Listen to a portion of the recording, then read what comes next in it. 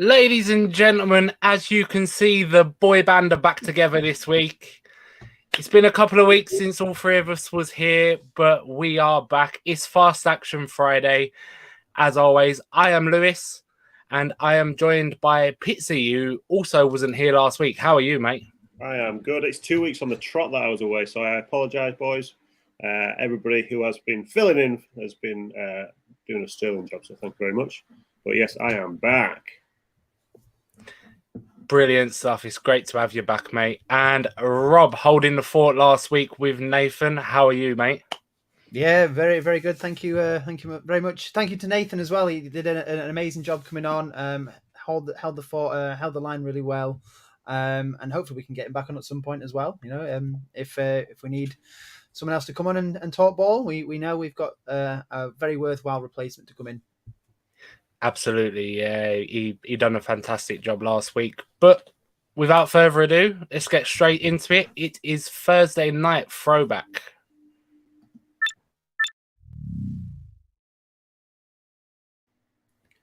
So week 9 saw week 8 saw unbeaten Philadelphia travel to Texas to try and continue that streak against the Texans. This is the start of week 9, not the end of week 8. Pittsy, let's talk about the quarterbacks. All right, so I'll start with the Texans quarterback, Mills. To be fair, I actually thought he had an all right first half. Game was all square, 14-all. Mills had some good throws in the first half too, including some two touchdowns. Second half went a bit wayward though. Eagles D adjusted and Mills just couldn't quite keep up with it. He was intercepted twice whilst trying to force it as well, try to get the game back. So his final stats of the game were 22 attempts, 13 completions, 154 yards. So it wasn't too great on that side of things. He did get those 2 touchdowns, but he did have 2 interceptions and got sacked 3 times. Oh, and throw in 3 rush attempts as well for 18 yards.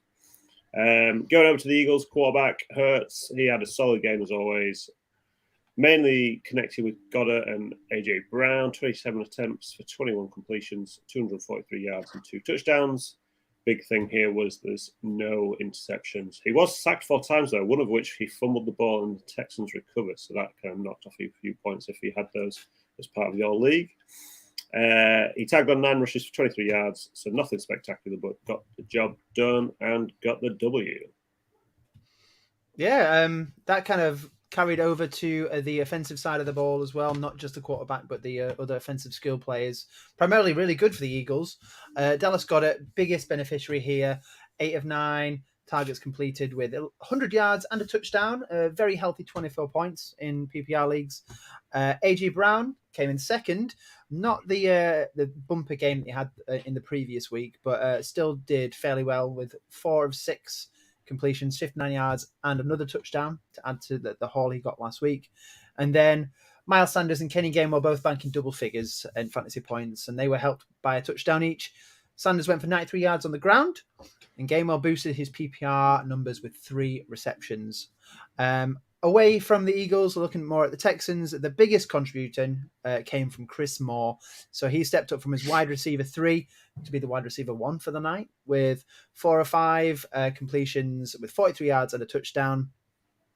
Dameon Pierce had looked to be his biggest night of the year so far. Most carries of the night, 27 carries for 139 yards, which is only 13.9 points in standard leagues, but obviously great if you get points per rush attempt as well. Yeah, Dameon Pierce, he looks very, very good. I'm not sure he can carry the whole of the Texans team on his back, but let's jump into defense. The Texans, like Pittsy said, they hit hard and 4 sacks on Jalen Hurts yesterday, forcing 2 fumbles, and they recovered one of them. The Eagles were their usual hawk-eyed selves with 2 interceptions to add to the 3 sacks of their own. Yeah, quite an even split in terms of the individual plays, in terms of the big plays. I think they end up with like a point between them, primarily based on the points scored between them. We're going to move quickly on to the injury report. So a quick recap of Thursday night injuries, and I am pleased to report there is none really on the offensive side of the ball. But Eagles cornerback Josh Jobe, or Job, I'm not sure how you say it, picked up a thigh injury in the fourth quarter. But that is pretty much it. Yeah. So heading more into the practices this week and the news we've got coming out for quarterbacks. Aaron Rodgers had an injury to the thumb on his throwing hand, and he was limited on Wednesday and Thursday. We know that he could probably see himself through those things and be playing in the next game. Dak Prescott also had a thumb injury. This was on his non-throwing hand, and it was observed that he was getting that taped up during the game last week. He's obviously on a bye week this week, so it's not going to affect him that much. So hopefully he'll be back perfectly fine for week 10. Someone who did miss last week's game and it's looking a bit dodgy for week 9 is Ryan Tannehill. He had limited practice on Wednesday. Said he was dealing with the pain and maybe able to play through it against the Chiefs, but then he missed practice on the Thursday. So we could see a second game of starting for Malik Willis.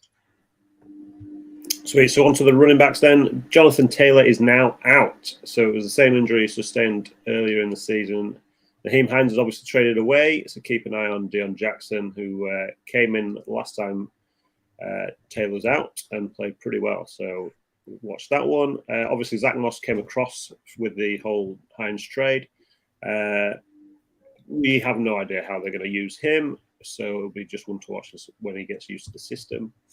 DeAndre Swift did not practice Wednesday. He was limited on Thursday. Not encouraging the Swift personally. Said that he may not be 100% the rest of the year as well, so that is not good. Obviously, Dan Campbell says the plan is to get him in the game and see where he's at. Derek Henry limited on Wednesday with a foot injury and out on Thursday. Sorry, 32 carries last week, so perhaps that's taking it easy on him. This one I like. Cordell Patterson has been designated to return from IR. He's now inside that 21-day window to be activated. Some have been saying that he might actually start this week, but I can't say this week. But something to be keeping an eye on. Austin Eckler, he was added last night with an abdomen injury. Was limited in training on Thursday. Rappaport suggests the Chargers are just being cautious, so something good to look out, but make sure you're kind of looking out this week and see where he's at. And Chuba Hubbard is out again for the Panthers, so Foreman is the main man. Woohoo! Yeah, and jump into wide receivers. So the Tampa Bay Buccaneers lead man, Mike Evans, he's been limited again this week. He took a bit of a knock, it seemed, in week 7. He was limited last week. He played. I'd expect him to play. Keenan Allen, that hamstring injury he picked up week 1, it's just not going away, is it? Coaches admit that the injury hasn't responded as they would have expected. He was seen week 7 before the bye on very limited snaps. I believe he played half the game. But the good news of it, well, you got Mike Williams out. That's more bad news for the Chargers and Justin Herbert. But Josh Palmer is back from concussion protocol. He's had 4 practices this week. He will be the stand-in wide receiver 1 until we see Keenan Allen at 100%.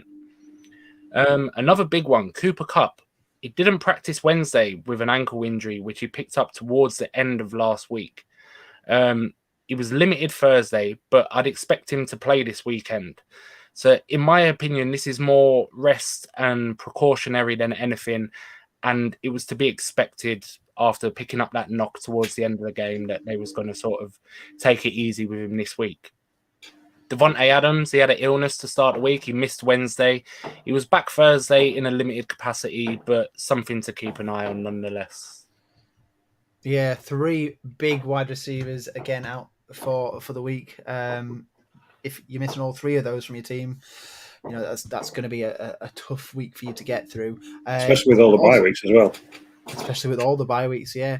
Another big player who could be out as well is Mark Andrews. So he's dealing with a shoulder and ankle injury. He left last week's game with that former after struggling with the ankle injury. Maybe sensible to rest him for the bye. And Isaiah will likely take the lead tight end role. But there's been a little bit of uncertainty with how Baltimore are dealing with how they're describing injuries. So we're going to have to really monitor Mark Andrews up until the game time. Another tight end who has been a big miss and probably one that a lot of people took in early rounds is Darren Waller. His hamstring has forced him out since week 5. He was limited again this week, and he was a late rule out last week. So it's going to have to be something that, again, people are going to watch, but there has been talk like there was on the flagship show. Maybe Darren Waller is droppable in redraft leagues. Leave it to someone else to deal with. Another player, and potentially you might be a bit sad about this, Lewis. Irv Smith is now on IR, but you've got not that unhappy then. Shaking the head there. But you have got TJ Hawkinson to come in and replace. So is that an upgrade at the position for you, Lewis? Do you think? Oh, absolutely. I mean, I'm still calming down a little bit from when it happened, but yeah, it's a significant upgrade for me. Love Hawk. Just going to see how he gets on in this system, though. Yeah, but no, it's an upgrade regardless, isn't it? Yeah. Cool. Right, we'll move on to weak points. All right, so a quick reminder of the teams on a bye. We've got Browns, Cowboys, Steelers, Broncos, Giants, and the Niners. So we're starting off with the weakest against the quarterback position. So Raiders have that top spot at the moment. They average around 23.4 points. They are at the Jaguars this week. So we watched Trevor Lawrence in London last weekend. He had a bit of a poor game. Hopefully with the Raiders D not so hot against the quarterbacks, we might see a better version of Lawrence. Fingers crossed for that. In second place, we've got Lions there, 22.3 points against the quarterbacks. They are against the Packers. So Rodgers hasn't had a game with over 260 yards yet this season. So that was quite surprising when I had a look at that stat.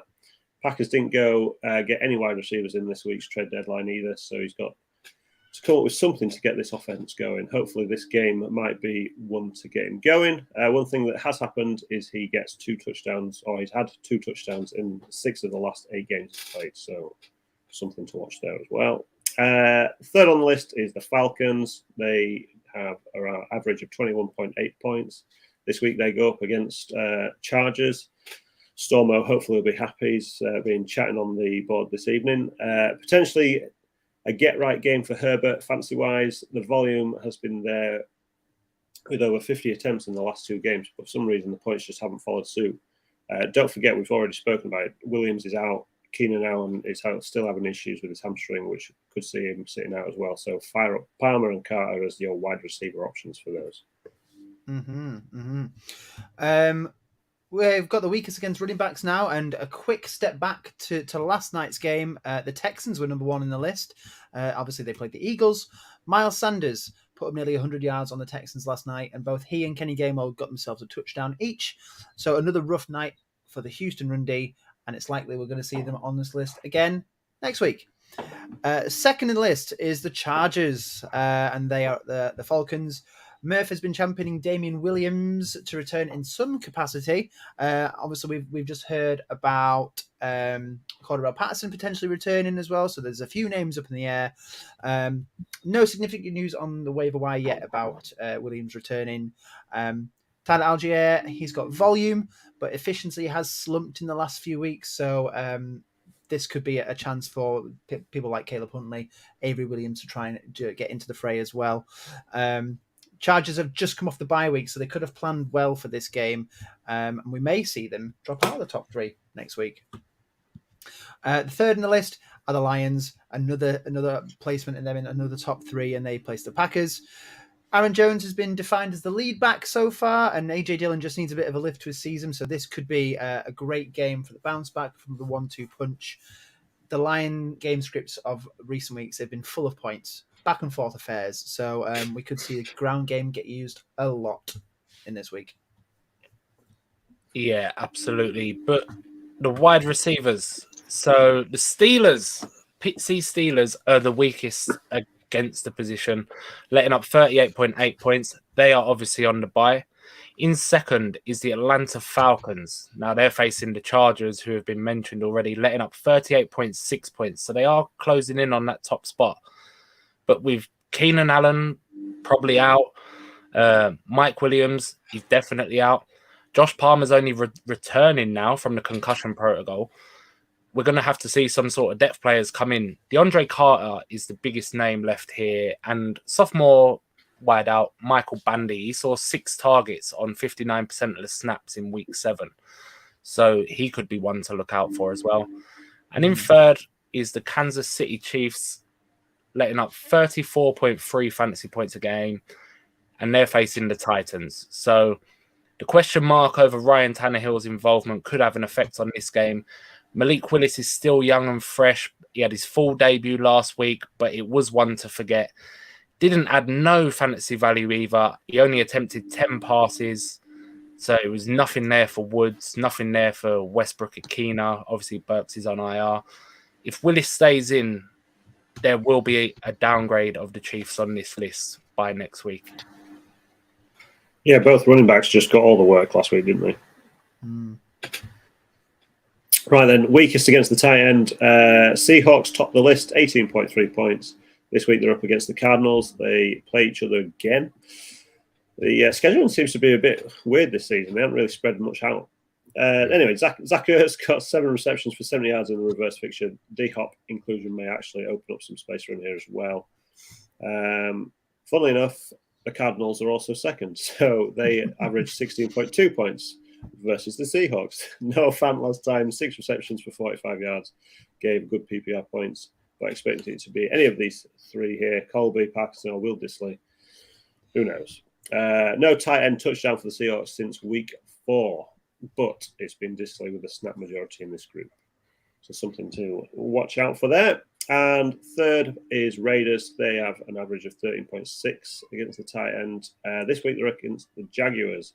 Evan Ingram, he had a pretty nice week in London last week. He had his healthy target share against that Jags, in the Jags offense, including when he scored a nice touchdown in London as well. So he seems to be the favourite to lock into lineups, especially with a slim week at this position.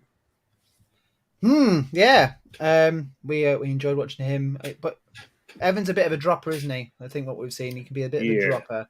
Let's hope he breaks the curse for this game. Right, final one, flex of the week.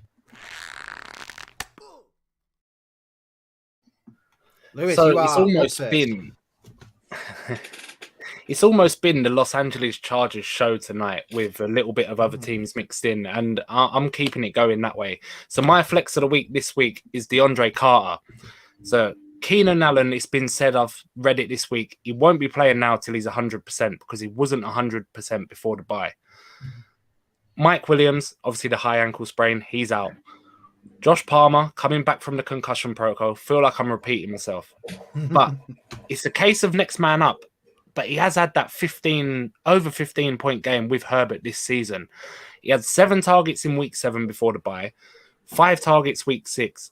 And obviously, as mentioned in week points, Falcons let up the second most fantasy points to wide receivers. I'm actually quite confident with this one. Probably as most confident as I've been this year. I'm actually starting him in the Scott Fish Bowl over Robert Woods, MVS, and Isaiah McKenzie. So I'm putting my proverbial money where my mouth is. Nice. I love it. Right then, my pick. I have gone with Khalil Herbert. Monty has been dominating the snaps, but not dominating on the field. The last 3 weeks have been against some tougher defenses, and while Monty has had around 70% of the snap share, the work has been quite equal on attempts, but the production is massively favouring Herbert. Against Washington, Monty had 15 attempts, 67 yards. Herbert had 7 attempts, got 74 yards. Against New England, Monty had 15 for 62 with a touchdown, but Herbert got 12 for 62, so kind of matched him there. Obviously didn't get a touchdown there. Last week against Dallas, though, Monty had 15 for 53. Herbert went off, got 16 for 99 and a touchdown. So for me, to be fair, I've championed Herbert for definitely this year. I loved him last season. And yeah, this week he is my man to kind of stick in that flex pool. Nice. I'm going to double down on one of the picks I was going to choose last week. I made 2 picks in case Nathan chose one of them, and I would choose the other one. Thankfully, he didn't choose either, so I'm going to use this guy again. It's Terrace Marshall Jr. One of last week's choices, it was Marquise Goodwin I chose instead. The pass offense has seen such a boost since PJ Walker's come in. They've already announced that Walker will be starting against the Bengals this week, barring any major setback. So I fully expect the pass pieces to get used once again. Marshall's been seeing a steady rise in snaps over the last few weeks. So up from 38% in week 5 to 93% in week 8. And as we know, snaps mean opportunity. And they're just getting that clicking. They're just clicking with chemistry. Him and DJ Moore both getting good stats, good targets, catchable balls last few weeks. I think that's something that they have been missing before. And the Panthers are getting some favourable game scripts as well. And I think this could be the same with this one. It doesn't matter if the game's close or far apart. I think they'll be throwing that ball a lot. And while Donta Foreman has got that sore backfield, they're going to have to give him a rest somehow, aren't they? So let's get it down to Teresh Marshall. Nice. Yeah, absolutely. I mean, I completely agree with both of your ones as well this week. I forgot to mention the Bears are up against the Dolphins, who they've been playing quite a lot of high-scoring games recently. So, I mean, absolutely. So it'll be interesting. The Dolphins are a bit. They're kind of defensively, especially for fantasy, they're not really good at any of the positions. So yeah, look, they're 6th. Is it? Oh no, hang on. 11th worst against running backs. So it'd be nice to see Herbert kind of stepping up and taking that full workload soon enough. But yeah, Monty being there. I was surprised actually that, I don't know, there was word that Monty might have been shipped in this last week, but he stayed put and kept him well. So we'll see. Was that feels like it's only a matter of time before Herbert takes over. Yeah, got to agree. I think all those 3 choices. I am also putting Marshall in a few of my lineups as well. So I too am putting my Marshall where my mouth is. Brilliant. On that note, great to be back. Great to have the trio back together again. So until week 10, keep rushing.